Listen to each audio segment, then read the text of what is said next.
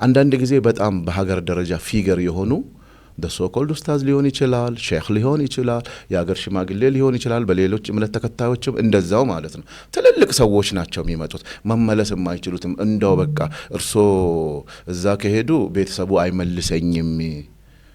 ለሽማግሌው የተጨነቃችሁትን ያህል ለልጆቻችሁ ትዳር ተጨነቁ።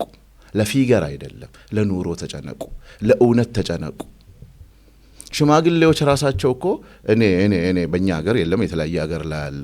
ለምሳሌ ትልልቅ የሃይማኖት አባቶች ሲቸግረን ሄደን ካውንስሊንግ እንወስዳለን እኮ ምክር እንወስዳለን አይደለም። ከመግባታቸው በፊት እንደዚህ አይነት ምክሮችን ቢጨምሩበት። ምክንያቱም እኛ ሀገር ላይ አልተለመደም።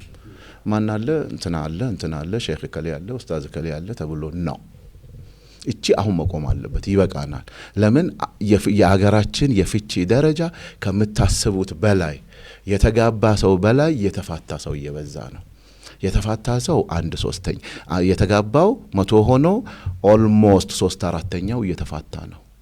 ስለዚህ ይሄ ምንድነው ከመነሻውም ችግር 75% ማለት ነው። ኦልሞስት ወደዛ ተጠግተዋል።